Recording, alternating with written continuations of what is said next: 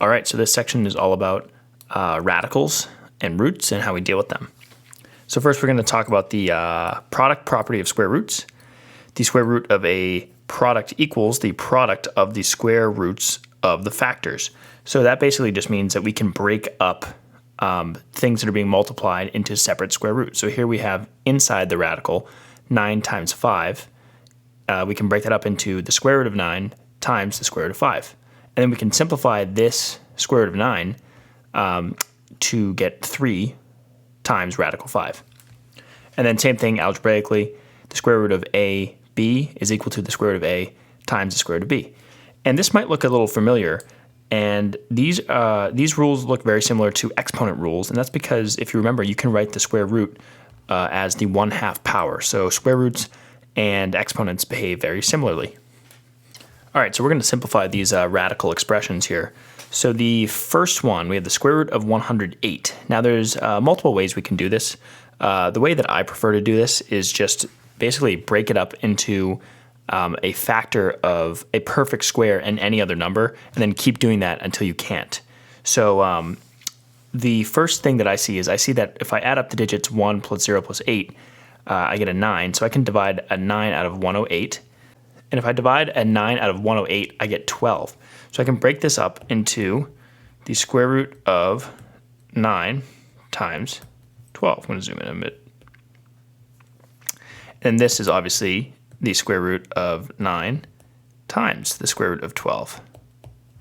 Well, I can simplify the square root of 9 here. The square root of 9 is 3. And I have the square root of 12 here, and I can actually break this up into 3 times 4 because 4 is a perfect square. So if I do break this up into the square root of 3 times the square root of 4, now I can take the square root of 4, which I know is 2, so this becomes 3 times the square root of 3 times 2.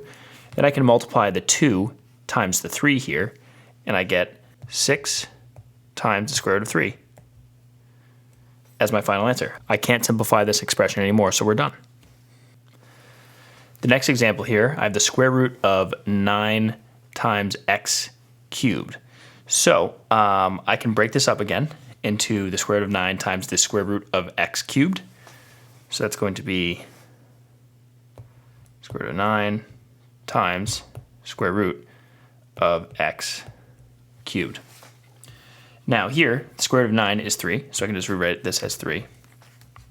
And then now I have the square root of x to some other power here. So this is actually an interesting situation. If I rewrite this out, I can rewrite this as the square root of x times x times x. And then if we see this, I have 2 x's, right? So I can rewrite this as this little thing as x squared. So I get 3 times the square root of x squared times x. And this is kind of weird what we're doing, but you'll see why we're doing it in a moment. Okay, so now what I'm going to do is I'm going to break this up, okay, into 3 times the square root of x squared times the square root of x. But the square root of x squared, these things just cancel each other out. So we just get 3x times the square root of x. So a lot of times you'll see people or see something like this simplified to x times the square root of x. I believe that's the technical way to simplify this. You could also think of this as x to the 3rd power and then that quantity to the 1/2 power, so like this. And then this could be the same thing as x to the 3/2 power. But then I can change the order of this multiplication. So I can take this and rewrite it as x to the 1/2 to the 3rd power. And then, well, x to the 1/2 power is just square root of x to the 3rd. And this is just the square root of x times the square root of x times the square root of x. But if I multiply these two square root of x's, the square root of something times itself, it gets rid of the square root. So this just becomes x radical x. So that's another way to think of this square root of x cubed here. But anyway, this right here is our final answer because we square rooted the 9 and we simplified this square root of x cubed here. So that is the final answer for part B. All right, now we're going to talk about the quotient property of square roots. The square root of a quotient equals the quotient of the square roots of the numerator and the denominator. So basically that means that if I have the square root of a fraction, I can just change that into the square root of the top of that fraction over the square root of the bottom of that fraction, and then from there I can simplify. Same thing algebraically.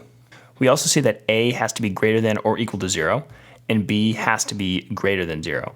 And the reason that's the case is we don't want to take a square root of a negative number because then we will get a number that is not real. And then for b, we don't want it to be equal to 0 because it's in the denominator of a fraction, and we know we cannot divide by 0. So now we're going to simplify these radical expressions. So I can rewrite this as the square root of 15 over the square root of 64. And I know the square root of 64 is 8, because 8 times 8 is 64. So I can just rewrite this as the square root of 15 over 8, and that's it. Because we can't simplify this anymore. We can't take anything out of this radical 15. There's no perfect square to factor out. And here, 8 is a whole number here, so we're all good. For part B, I'm going to do the same thing. I'm going to take the square root of the top, which is 81, over the square root of the bottom, which is x squared. And then I can simplify these both. The square root of 81, and remember, these are just the positive square roots because there's no negative sign. So the square root of 81 is 9. And then the square root of x squared, the square root and the square will cancel, and I just get x. So my answer for part B is 9 over x. So these radical rules work with any type of root, not just square root. So here we have cube roots, and we can apply the same logic to simplify these expressions. Now when we were dealing with an odd root, so here the cube root is an odd number for 3, we can have negative numbers introduced. With even ones we cannot, because then we won't get real numbers. So that's why we see a negative number here.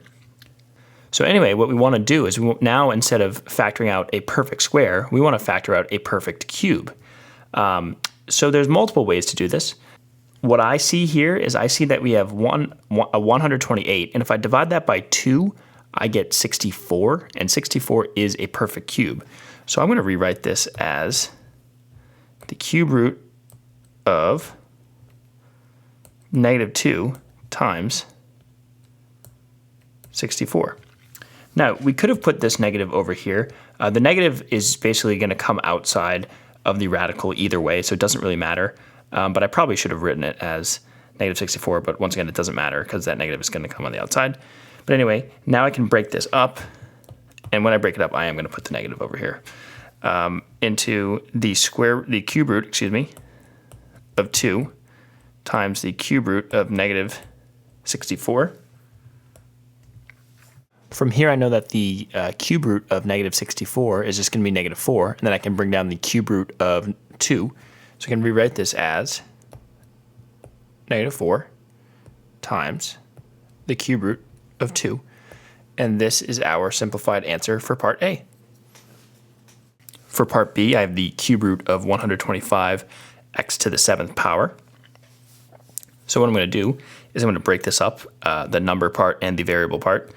So this is going to be the cube root of 125 times the cube root of x to the 7th. Okay.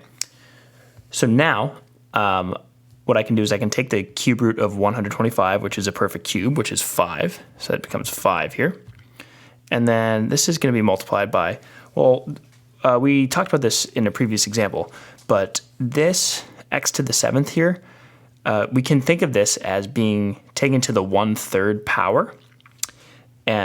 So what I would do is I would rewrite this as x to the 7 and then to the 1/3 power.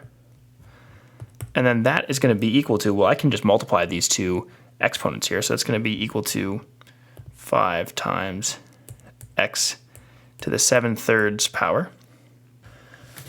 And one thing I'm going to do now is I'm going to turn this improper fraction into a mixed number.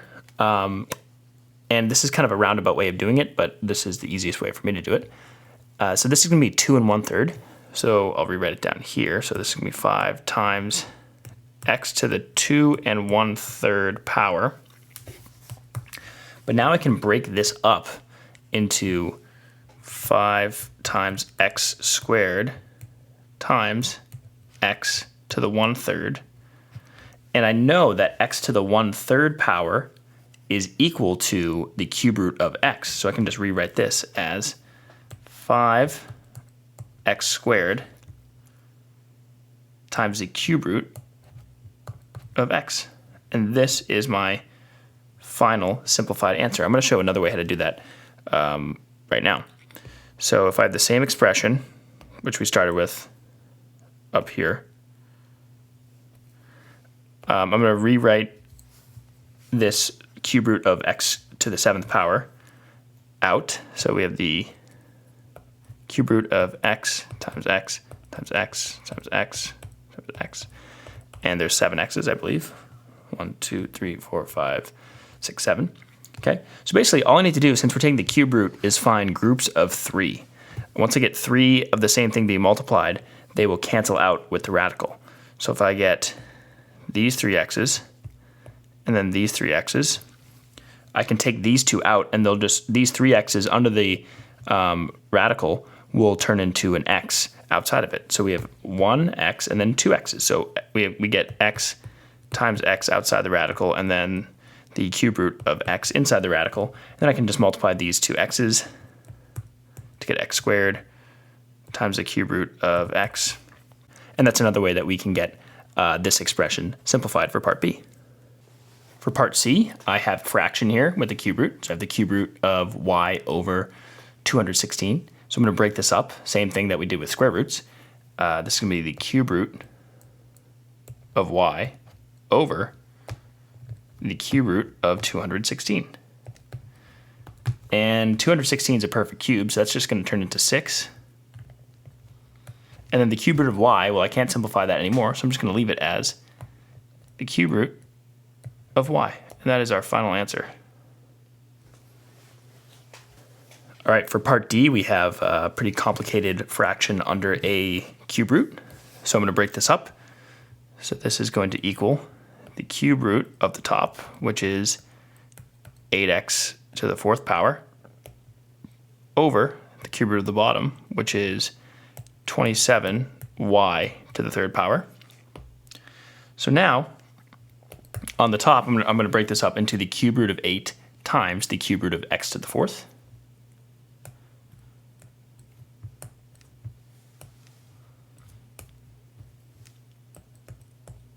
And then on the bottom, I could break this up if I wanted to, and actually that's what I'll do. I'll break this up into the cube root. Whoops, I forgot to write that there. Cube root of 27 times the cube root of y cubed. But if we see on the bottom, and right here on the top with 8, this is going to simplify to 2. This is going to simplify to 3. And then these, the cube root and the cubing, are going to cancel out, and this will just be y. So I can rewrite this expression as 2 times x to the cube root of x to the 4th. I keep forgetting to write the 3 there. Sorry about that. And then this is x to the 4th. This is over, and then this is going to become 3, and that's going to become y. So I get over 3y. But if you remember, I'm technically not done. What I can do is I can basically factor out an x cubed that will cancel out here. So if I factor out an x cubed, and I'll show that because it is a bit complicated, I get 2 times the cube root of x cubed times x. I just broke up this x to the 4th into x to the 3rd times x. And then I'll leave that over our 3y. And then this right here will become, I can basically bring this x out. So this will become 2x times the cube root of x. And then that's all over 3y. And this is our final answer for that expression. So I know it was a kind of a longer way to simplify it, but that's our final answer right here. All right, so now we're going to talk about rationalizing the denominator. So when a radical is the denominator of a fraction, you can multiply the fraction by an appropriate form of 1 to eliminate the radical from the denominator. This process is called rationalizing the denominator. So the reason we want to do that is whenever we have a fraction, we want to at least know what the fraction is out of.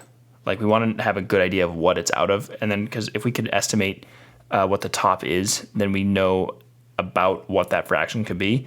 But if the fraction is an irrational number, for instance, a square root of a non-perfect square or a cube root of a non-perfect cube, it's going to be really hard to even get a general sense of how large or small that number is. So for our first example here, we have the square root of 5 over the square root of 3n. So what we're going to want to do is just multiply the top and the bottom of this fraction by the square root of 3n, because that's going to cancel out this radical.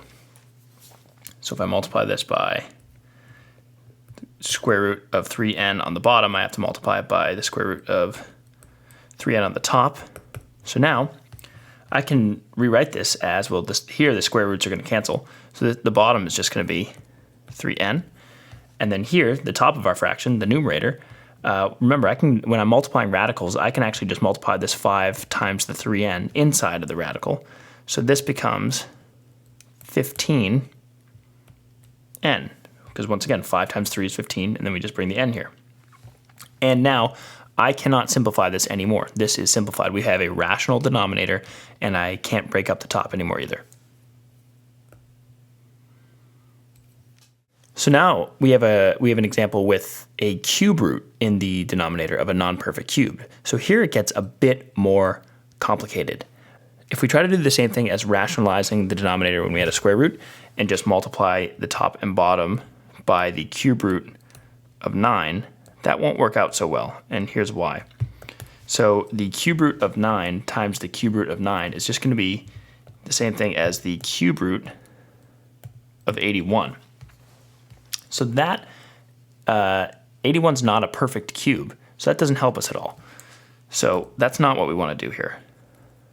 There is a couple things we could do. The first way will work every single time. And what you could do is, because we need 3 of these things to cancel out this cube root, you could just multiply this by 2 cube roots of 9. And then do that on the top.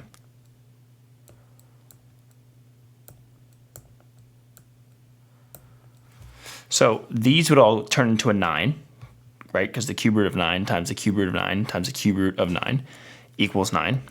And then here, like I said earlier, this is going to be the cube root of 81 times 2. So then we get 2 times the cube root of 81. But this 81, we can factor out a perfect cube. 3 times 27 is 81. So this is actually going to become, make this a little smaller here. This is actually going to become 2 times the cube root of 3 times the cube root of 27 over 9. And then this cube root of 27 is going to simplify to 3. So down here on the left, I'm going to rewrite this as 2 times the cube root of 3 times 3, because this cube root of 27 turned into 3, and then over 9.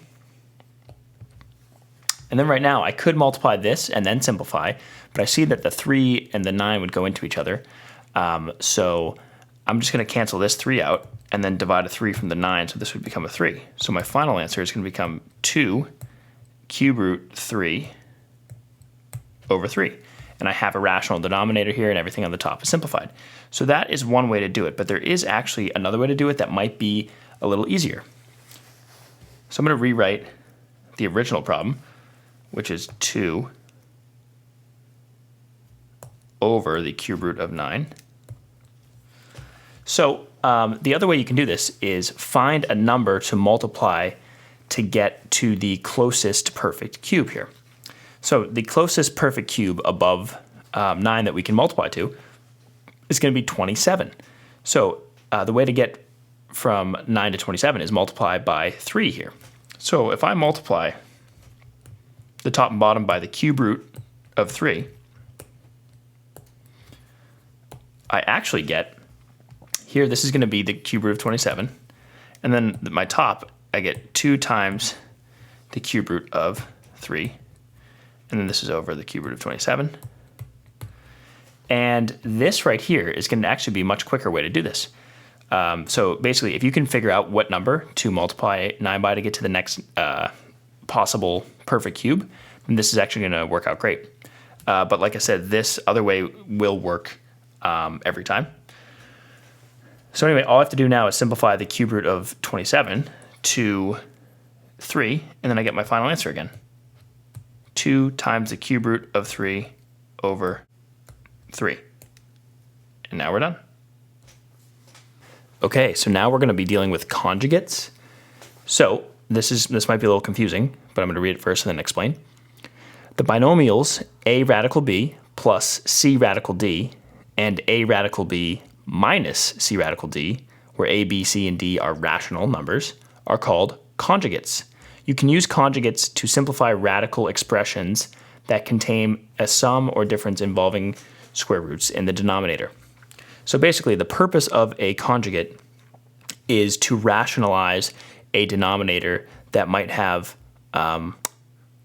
more than one term. Okay, so specifically 2 terms for our purposes here. So we are going to multiply this example, this denominator, by its conjugate in order to get rid of all of the irrational parts of our number on the denominator of our fraction. So the conjugate, if we look up here, so a radical b plus a c radical d, the conjugate of that is just a radical b minus c radical d. And the reason is, if we go back to our special cases of multiplying binomials, if I have a plus b times a minus b, then I multiply these out, I get a squared, and then I get a times b, and then I get negative a times b, so those a, b terms would cancel, and then minus b squared. So this is going to be a squared plus ab minus ab minus b squared, and these cancel out, so I get a squared minus b squared. Now the reason I'm showing you this right now is because multiplying by conjugates behave in the exact same way. So here the conjugate of 2 minus the square root of 3 is just going to be 2 plus the square root of 3. So when I'm trying to rationalize this irrational denominator, I'll rewrite my fraction, which is 7 over 2 minus radical 3. All I have to do is multiply the top and bottom by the conjugate of 2 minus radical 3, which is just 2 plus radical 3. And this, I'll put parentheses here, and this difference of, we can kind of treat this like a difference of squares. I'll do it out at first, but you don't need to do that every single time. But anyway, I'm going to finish writing the fraction here. So I get 2 plus square root of 3 on the top. So now, when I multiply the bottom out, I get 2 times 2, which is 4. And then I get negative radical 3 times 2, which is just minus 2 radical 3. And then same thing here, I get 2 times positive radical 3, which is plus 2 radical 3. And then I get negative radical 3 times positive radical 3. Well, that's just going to be minus 3. Okay? Now, if we look at this, we actually see that this negative 2 radical 3 and this positive 2 radical 3 are going to cancel out because they're just the opposite of each other. So when I add opposites, they cancel. And then I'm left with 4 minus 3 right here, which is just going to be 1. So the bottom of my fraction is really just going to be, I'll write it as 4 minus 3, but we know it's going to be 1. And then for the top, I'm just going to distribute this 7 to the 2 and to the radical 3. So 7 times 2 is 14, and then 7 times radical 3 is just plus 7 radical 3. Now, when I simplify this, 4 minus 3 is just 1, and then anything over 1 is just itself. So we're really just left with the top expression here. So our final answer is going to be 14 plus 7 radical 3. Now not only do we not have an irrational denominator, but we actually don't have a denominator at all. All right, so for this example, we have a word problem. The distance d in miles that you can see to the horizon with your eye level, h feet above the water, is given by d equals the square root of quantity 3h over 2. How far can you see when your eye level is 5 feet above the water? Well, h is the height above the water, and 5 is how tall we are above the water. So all I got to do is plug 5 in for this h value to solve for d. So anyway, I'm going to get d equals the square root of 3 times our value here that we're going to plug in is 5, and then put this over 2. Well, first what I can do is just multiply 3 times 5. So I'm going to get this as the square root of 15 over 2. Okay? But I know that if I take the square root of a fraction, that's the same as taking the square root of the top and bottom. So this is going to become the square root of 15 over the square root of 2. I also know that I never want an irrational denominator because that's not simplified. So I need to rationalize this denominator, and because it's a square root, it's going to be pretty easy to do. All I have to do is just multiply by the bottom on the top and bottom. So here I'm going to multiply by the square root of 2 and the square root of 2. And remember, I can do this because this is just a fancy way of multiplying by 1, and if you multiply by 1, you're not changing the value of it. So now, what this is going to become is, well, the square root of 2 times the square root of 2 is just going to be 2. And you can think of it as also the square root of 2 times the square root of 2 is the square root of 4, and then when you square root 4, you get 2. And now here, I just get the square root of 15 times 2, but I can simplify this. This is going to be the square root of 30, because if I multiply 15 times 2, I get 30. And then, so I get the square root of 30 over 2. So this is my exact value. And if we look up here, this distance is in miles. So the exact amount of miles that I have is the square root of 30 over 2 miles.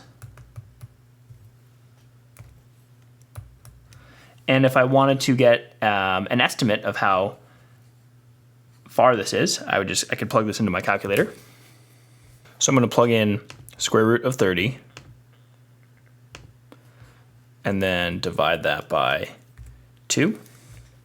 And we see that we get 2.73 blah, blah, blah miles. And if you round this to the nearest hundredth, let's say, I'm going to get 2.74. So this, I know it doesn't ask this, but it's always nice to approximate our answer to see if it makes sense. So we get the distance is around 2.74 miles. And this is also a good way to check, does our answer make sense? Yeah, that does make sense in this case, because if we're looking out into the ocean, it probably makes sense that we could see at least a couple miles out. So anyway, this is how to do that one. All right, so this example is going to be dealing with the golden ratio, which is a very cool ratio. And if you study math in the future, you'll learn all about it. So anyway, the problem is the ratio of the length to the width of a golden rectangle is 1 plus radical 5 to the number 2. The dimensions of the face of the Parthenon in Greece form a golden rectangle. What is the height, h, of the Parthenon?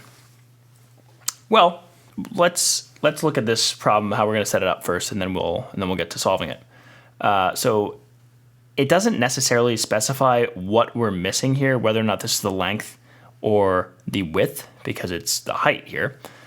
So we can just use a bit of intuition to figure out which one of these parts of the ratio is the missing value here. So if we add 1 plus the square root of 5, well, if I did the square root of 4, that would be 2. So the square root of 5 is going to be 2 point something. So 1 plus 2 point something is going to be 3 point something, and 3 point something is going to be larger than 2. So the larger side of the rectangle is going to go with this 1 plus radical 5, and then the smaller part of this rectangle is going to go with the 2. So now I can set this up as a proportion. So my proportion is going to be 1 plus square root of 5 over 2. So the longer part of the golden rectangle over the shorter part of the golden rectangle is going to equal the longer part of this rectangle over the shorter part of this rectangle. So this is going to be over 31 over h. So this is how to set up this proportion. Now you could have set this up in any way. Remember, we could have done 31 over this equals h over this, as long as the corresponding rectangles are together or the corresponding side lengths are together. So anyway, this is one way that it will work. So now, to solve this proportion, I am actually going to just cross multiply. There's all sorts of ways to solve proportions, but in this case, I think cross multiplication is a way for me to get this h alone. So anyway, I'm going to leave this as h times 1 plus square root of 5. And then over here I'll get 62 because 2 times 31 equals 62. And now, since my h is being multiplied by this entire expression here, 1 plus radical 5, I'm just going to divide it on both sides.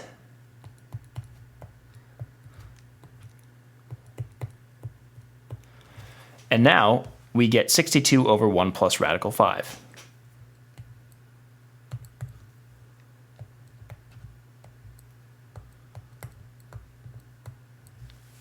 Now you might think we're done, but if you notice here, I have a denominator that is not rational. I'm adding 1 to an irrational number, which is going to give me another irrational number. So I need to cancel this out. But since this we have a 2-term denominator, I need to multiply by the conjugate of this. So the conjugate of any expression is just going to be this term minus this term. So all I got to do is multiply by 1 minus the square root of 5 on the top and bottom in order to rationalize my denominator here. So I get h equals, well, I'll do the bottom first. So if we treat this like our special case of multiplying binomials, I know that a plus b times the quantity a minus b is just going to be a squared minus b squared. So I can just do 1 squared, which is just 1, minus, and then radical 5 squared, which is just going to be 5. So this is the bottom of our fraction.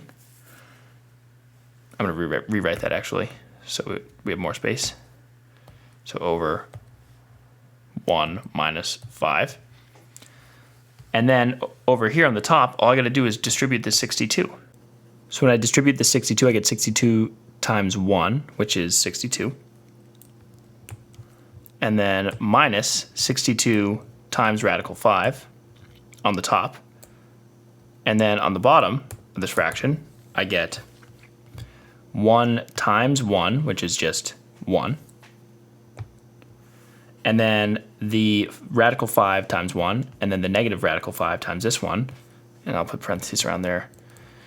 These are going to cancel, so now I just have minus radical 5 times radical 5, which is just negative 5. So now this simplifies to negative 4 on the bottom. So I get negative 4 on the bottom, and then 62 minus 62 times the square root of 5 on the top. And then I can divide out a 2 from each term, but I'm actually going to divide out a negative 2 from each term, so I don't have a negative on my bottom of the fraction here. So this is going to be h equals negative 31 plus 31 radical 5 over 2. And then right here, this is my exact answer. Okay, I can't simplify this anymore.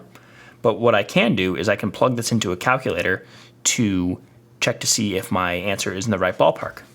So I'm going to do that right now.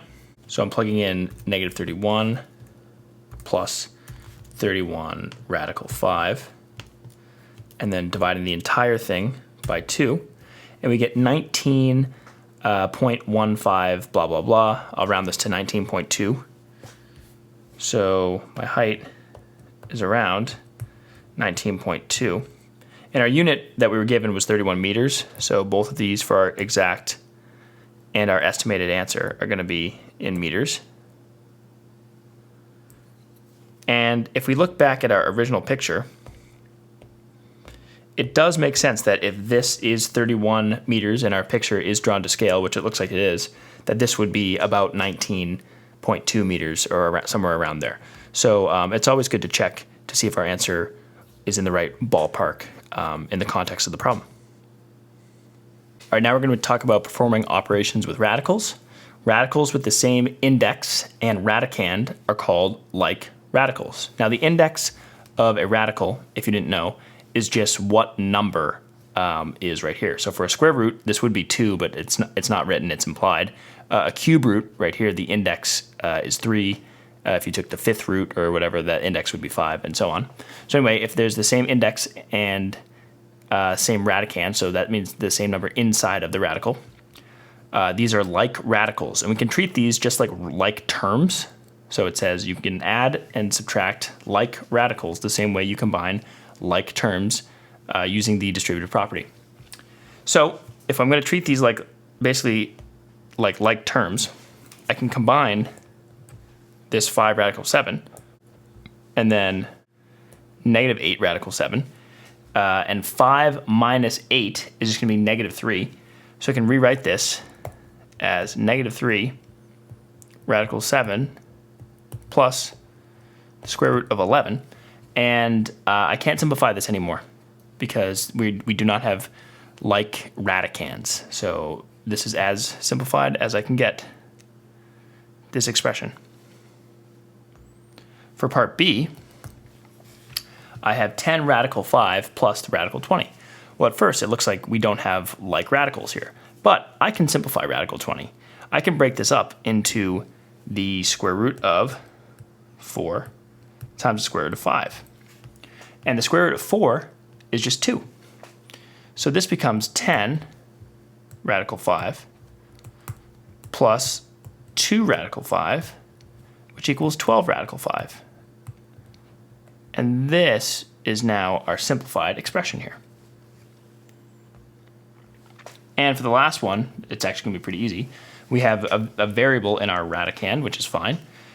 So I have 6 cube root of x plus 2 cube root of x. Well, if I have 6 cube roots of x and then I'm adding 2 more cube roots of x, I'm going to have 8 cube roots of x. So my answer is just going to be 8 times the cube root of x.